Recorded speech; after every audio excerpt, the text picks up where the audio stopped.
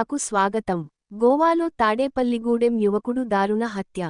నూతన సంవత్సర వేడుకలకు పశ్చిమగోదావరి జిల్లా తాడేపల్లిగూడెం నుండి గోవా వెళ్లిన 8 మంది బృందం డిసెంబర్ 29 ఆదివారం అర్ధరాత్రి గోవాలో రెస్టారెంట్కు వెళ్లిన యువకుల బృందం. బృందంలోని ఒక యువతి పట్ల అసభ్యంగా ప్రవర్తించిన రెస్టారెంట్ యజమాని కుమారుడు. ప్రశ్నించిన తాడేపల్లిగూడెం యువకులపై దాడి చేసిన రెస్టారెంట్ నిర్వాహకులు.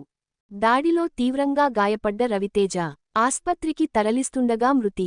గోవా గవర్నమెంట్ అధికారులతో మాట్లాడి రవితేజ మృతదేహానికి త్వరితగతిన పోస్టుమార్టం స్పెషల్ ఫ్లైట్లో మృతదేహాన్ని తాడేపల్లిగూడెం వచ్చేందుకు సహాయం చేసిన తాడేపల్లిగూడెం ఎమ్మెల్యే బొలిశెట్టి శ్రీనివాస్. విశ్వసనీయ వార్తల సమాహారమే మన కింగ్ మీడియా.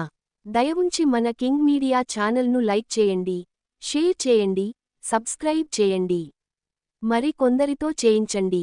ధన్యవాదములు.